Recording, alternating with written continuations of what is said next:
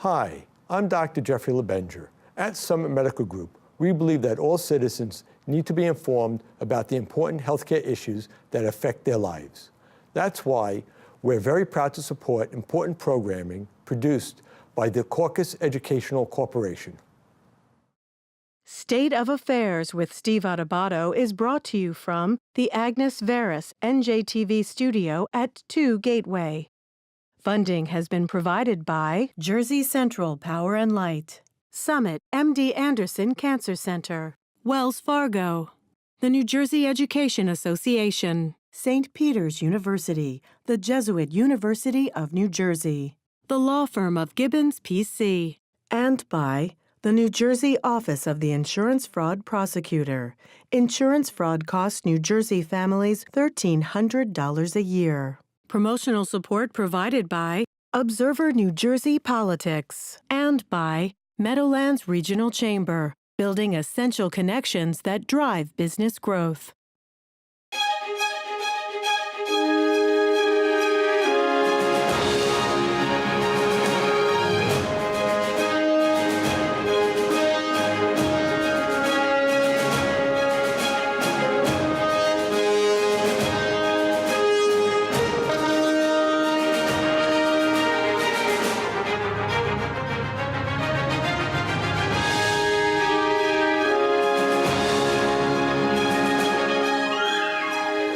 Welcome to State of Affairs. I am Steve Adubato, coming to you from the Agnes Veris NJTV studio in beautiful Newark, New Jersey. We are pleased to welcome for the first time on this set Dr.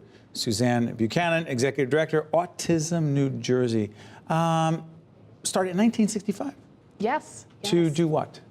Well, there were parents who were concerned that their children with autism weren't getting the services they needed, they weren't getting treatment, and this was even before there were special education laws in the country. So they banded together to offer each other support and to advocate for better services. You know, Suzanne, I don't like using the term too often. What is the state of affairs? Well, I need to do it that way. What is the state of affairs of autism in this state and then in this nation? Sure. You know, there's a lot of hope, but there's also an urgent call to action. So the reason for hope is that best practice research shows us that when kids with autism get early and intensive behavioral intervention at around age 2 or 3, about 30% of them can go on to be indistinguishable from their peers. They can, quote, behaviorally recover from autism. 2 to 3? Yeah, when they start intervention that early, okay. Right? And so about 30% of these kids can lose their diagnosis, right? We can behaviorally recover about 30% of kids when they participate in high-quality applied behavior analytic or ABA programs. The sad part is that not a lot of kids have access to this level of care. Because? Right? Because it's expensive, because there are workforce development issues, and that's another part of the hope, actually. There are more graduate programs in applied behavior analysis now across the state and across the country and across the globe than ever before. And so we're seeing a lot more children have access to these early and important services, but it's simply not, we're not reaching enough children.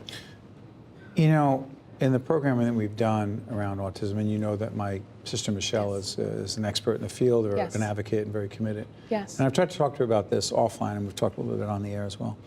There is confusion as to what autism is. What is it? So autism is a developmental disorder that affects a child or adult's brain, right? Primarily, we see problems with social interaction, social communication, and we see repetitive behaviors or very narrow range of interests. So I'll give you a real-life example. You're in the backyard, you're playing with your 3-year-old child, and there's a loud airplane or helicopter, something going overhead, right? And most typically developing kids will look up at that plane and be a little scared or a little nervous, and they'll reference mom or dad. Right? They'll look, say, like, do you see that, right? They'll point to it, they'll make some type of sound or something, right? And that becomes a shared experience between the parent and the child, where the child is referencing the parent to see, is this situation okay? But unfortunately, many children with autism don't have that social referencing. They don't have those social skills to translate that loud sound or that unusual experience into a social experience. So they're missing out on social opportunities, and they're not able to make the most of them when other children approach them as well. So that's a big focus of intervention. Are we getting any better, Suzanne, when it comes to societal attitudes toward children, toward people with autism? I mean, just the way we are around people, are we Yes. More accepting, more comfortable. You know where I'm going with this. Absolutely. I started with Autism New Jersey 16 years ago, and at the time, my family members would call me and say, "Oh, Susie, you know, they're talking about autism on this show or that show." And about 10 years ago, they stopped calling because autism awareness was everywhere, right? But I think your question goes more towards acceptance and support. And we are seeing that. At Autism New Jersey, we have an Autism Ambassador program that's now in its 19th year. We have about 1,000 people who sign up with us to promote autism awareness in their local communities. And that translates into acceptance and support and embracing people with autism in all facets of community life. And you cannot be a part of the PBS system and not appreciate the great work of our partners at the Children's Television Workshop and Sesame Street. They have a character that, help me on her name, folks. Julia. Gee, I knew you'd know. Yeah. Julia is just an absolutely terrific character who has autism. What has she done for all of us? Well, I think she really What could she do? Yeah. No, I think that she really speaks to the universality of strengths and weaknesses, right? We all have things that we excel at. We all have things that are challenging for us. And if children who are watching Sesame Street, again, these are very young children, if they can understand that being different is okay and being different is something to be curious about and something to ask someone a question about, that it's still worthwhile to be their friend even though they're different, then that's a huge message. It's really important for every successive generation to become more and more accepting. Public policy. Yes. Are there any specific public policies in this state that we should be pursuing that would actually help those dealing with autism and their families? Well, there's been a few recent successes back, and this is going back now, gosh, 8 years, but the autism insurance mandate was passed in 2009, and that has been a game changer in terms of getting young children the access to the treatment that I talked about at the beginning of the show, right? They need high quality and intensive applied behavior analytic intervention, and yet it's expensive, understandably, because there are specialists who are providing it, yet parents couldn't afford it. And insurance was originally denying, or some could say discriminating, against children with autism with this neurological condition. Because back in the day, it was called an educational disability, or it was called habilitative, and so insurance companies didn't cover it.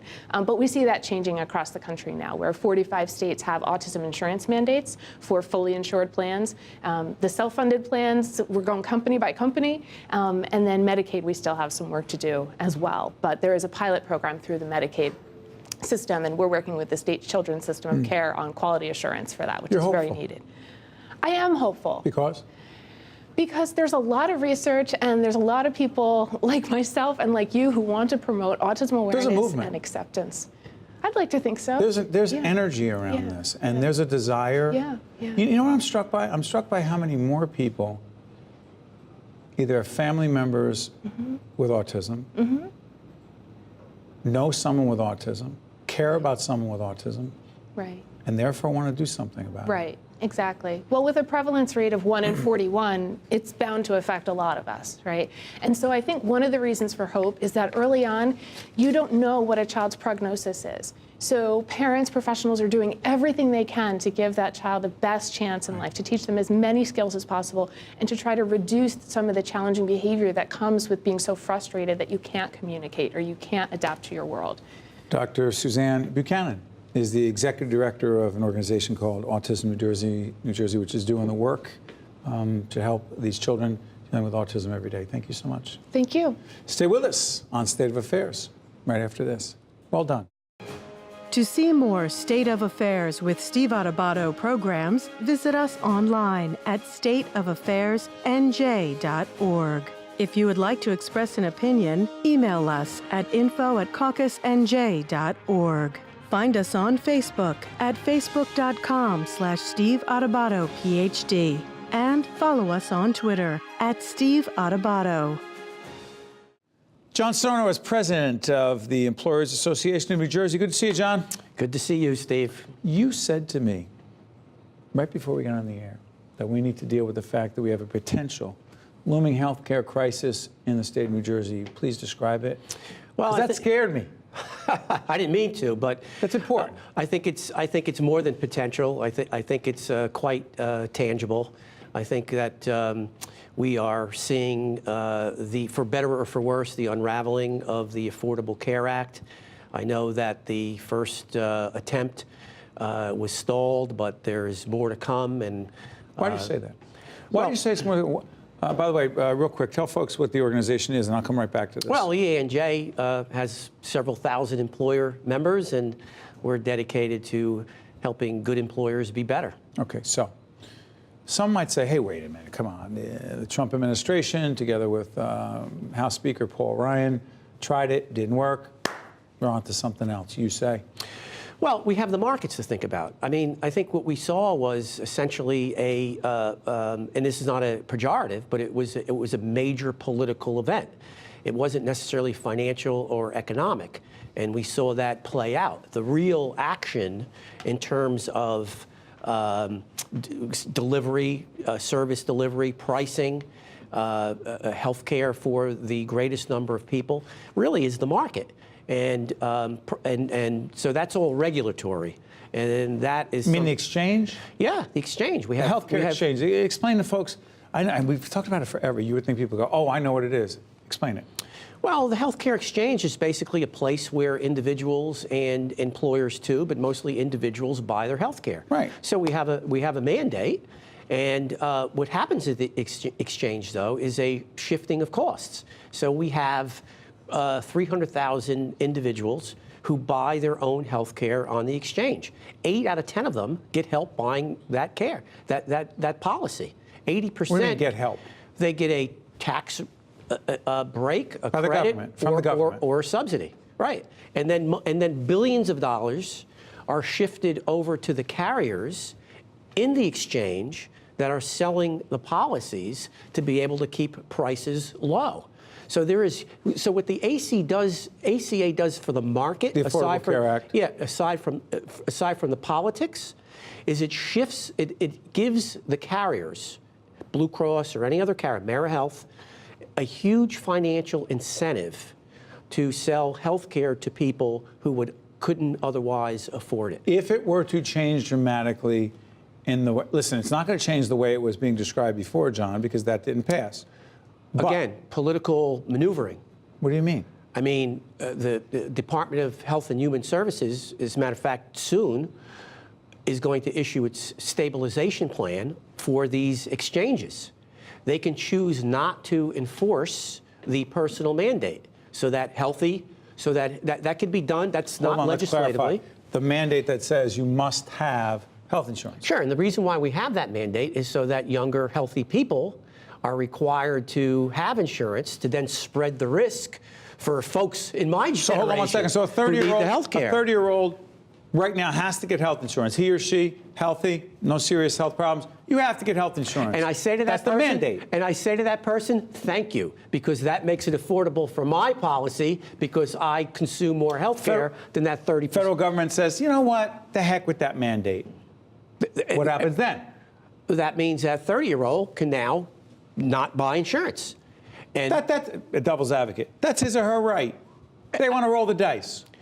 Well, it is. Then what? What happens then to the market? Well, that means that when I go to buy my policy, the aging baby boomer who has to buy his or her own policy, it becomes unaffordable. So why? Well, because the pool is older and not as healthy? Of course. Wow. Of course. This is the part of the ACA that is not political, it's market-driven. So everybody's probably properly distracted by this circus in Washington, D.C. A circus in Washington, you say? Yes, I'm shocked. I'm shocked that there's gambling going on in Rick's Cafe. But Can the real action, references be far behind? Yes. The real action is in the marketplace. Yeah. And that's all regulatory. Do you think that's all coming down now. John, do you think the Trump administration gets? Of course they do. Then what would be the positive outcome of that? The Holy Grail, Steve. Selling across state lines. That's the administration. Again, I'm just saying, I'm just calling it for what it is. That's your calling analysis. it for what it is. But hold on, many of the people, this is not a political show, it's a public policy show trying to make sense of things. Of course. But many of the people who voted for the president sound like the people who are going to get hurt by this. Well, that is the topic for a class I teach that I'm not going to be able to get into on this show. But I will say that if you're distracted by the politics, then you often vote against your own self-interests. Wow. And that happens all the time. We've had that's not unprecedented. Okay. So what should we do in New Jersey, since federal policy does impact what happens in this state, because those federal dollars. Yeah. Okay, so what can we do in New Jersey? There's going to be a new governor in January 2018. Big time, big time. The So what new happens? governor, day one. He or she does what? He or she, day one, will have health care on one of the top 3 things that they're going to have to deal with. Perhaps within the first 100 days, we'll see. But by then, we'll have a clearer picture of what's happening nationally. And you're right, it's direct and immediate impact on what we're doing here. I would think that the candidates are conscious of this, and they are talking to some of the. I mean, one of the reasons why I'm optimistic, quite frankly, in New Jersey is that we have a lot of smart people here, a lot of people who are smarter than me, who you get them in a room, and you, at least when you're focused on the reality of it, I think we have options, and I'm confident that we will come up with a public policy solution. But you know, it requires focus and intense discussion right now, which is what we're doing. Yeah, for employers who you know very well. Wow. What do you say to them right now? These are your people. Oh my gosh. You know, the anxiety now is really pricing. What the ACA did, and what the governor did, Governor Christie, give him credit, was to expand Medicaid, That's right. Most of those people who are on Medicaid, expanded Medicaid, they're working people. They're working for an employer. They just qualified because they weren't making enough. You're correct. Minute left, go ahead. Correct. So, so what some small employers did is just let their employees go into expanded Medicaid. Okay. I call them free riders. You can call them what you will. It's employers who have a healthy, productive workers, but they're not paying for it because Medicaid is paying for it. Now that's a separate issue, okay, but it's a reality. But then you have those employers who stay in the game, employers who choose to provide a health care plan for an employee and their families. Wow. That's the group that has been going to the high deductible plan. 2 seconds left, go ahead. High deductible plan. So I think for the employer is really, it's going to be a pricing issue. We got to keep that group in the pool. John Sarno is president of the Employers Association of New Jersey. We just got a classroom of valuable information. We'll find about your class next time. Yeah. Thanks, John. Appreciate it, buddy. Always a pleasure. Good job. To see more State of Affairs with Steve Adubato programs, visit us online at stateofaffairsnj.org. If you would like to express an opinion, email us at info@caucusnj.org. Find us on Facebook at facebook.com/Steve Adubato, PhD. And follow us on Twitter at Steve Adubato. State of Affairs welcomes back our good friend, Angelo Valente, Executive Director, Partnership for Drug-Free New Jersey. Good to see you, Ange. Good to see you, Steve. Lots of attention in New Jersey and across the nation on this epidemic, this opioid epidemic. Yes. Where are we today? Well, I think we have made tremendous progress, especially in New Jersey. We have laws now in place that really are there to help protect the residents of New Jersey, especially our young people who are being impacted, but we still have a long way to go. We still have about a third of parents in a recent study that didn't understand the links between prescription drugs and heroin abuse. We have the medical community that are certainly becoming more aware of the role that they play in this. And also we have a situation where we need to just alert the general public about their role, protecting their own children, safeguarding their homes, and also becoming aware that they have a right and they have also the ability to be involved when a decision is being made as to whether or not to use opiates or be prescribed opiates for themselves or their children. So public awareness is a huge, huge part of this ongoing effort. We've worked with the partnership for years and collaborated in public awareness. I've done workshops, seminars, forums, and together with you and your colleagues. But you're also starting a series of town meetings, are you not, across Yes. the state? Was it in South Jersey you started? Yes, actually, we started our first one in Atlantic County, and we have a Was it series. last night? It was last night, actually, and we have a series of 17 town hall meetings scheduled for every region in New Jersey. It's in partnership with the Horizon Foundation for New Jersey, and we're teaming up for two main reasons.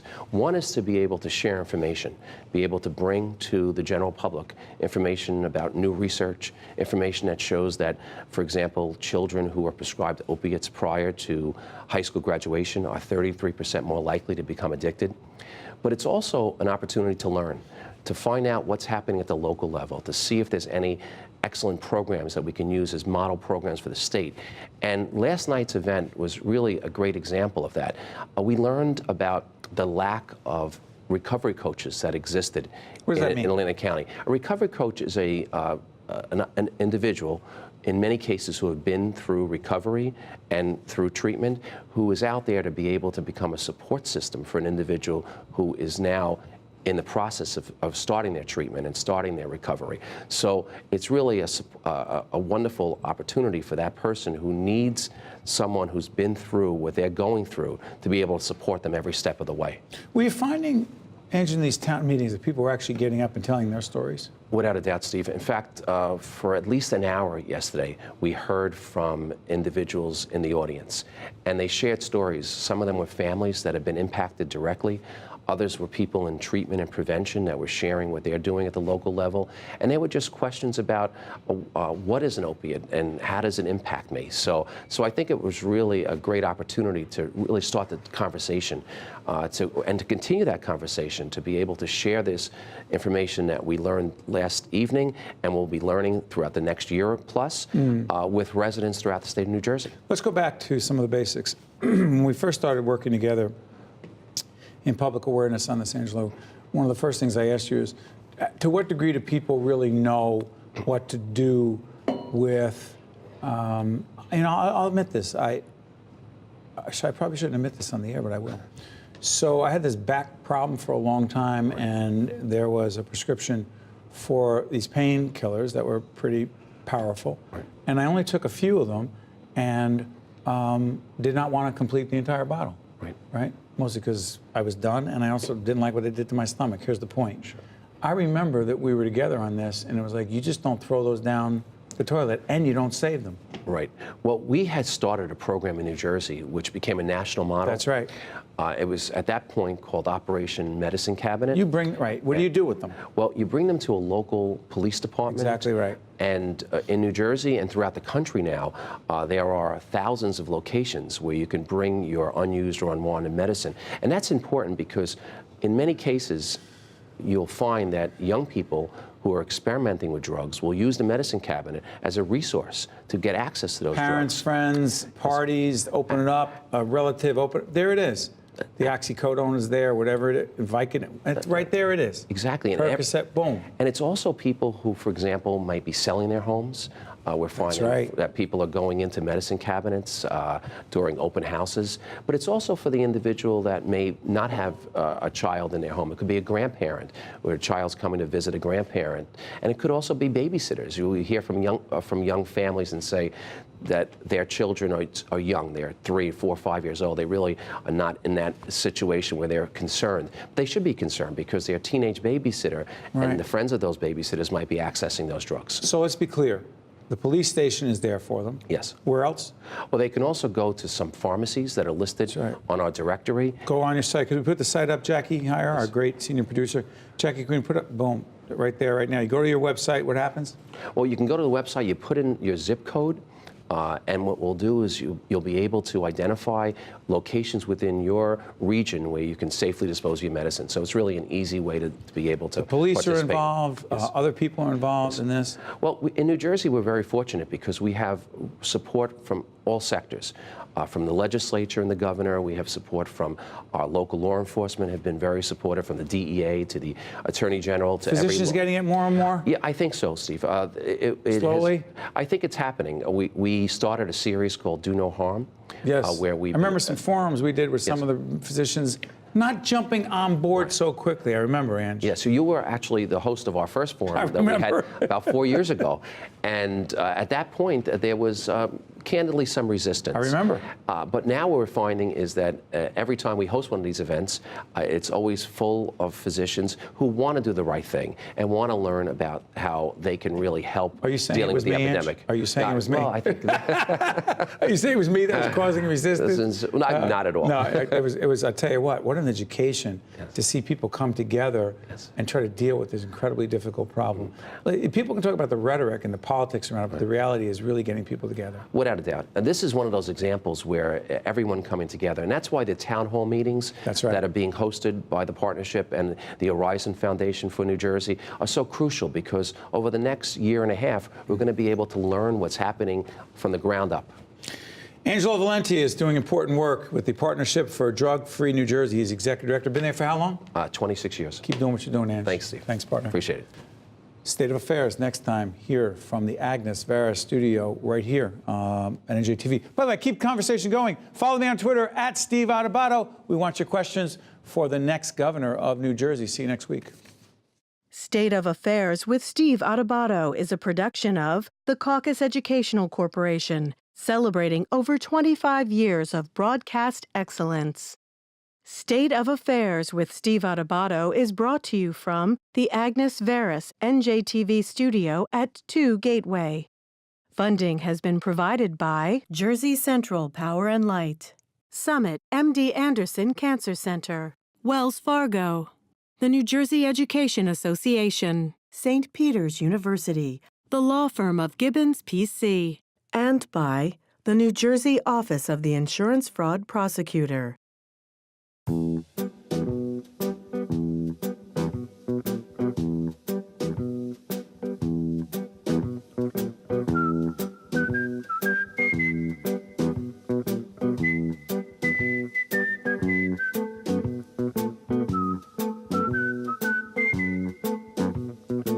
Think this is absurd? Insurance fraud costs every New Jersey family over $1,300 every year. Report fraud at njInsuranceFraud.org.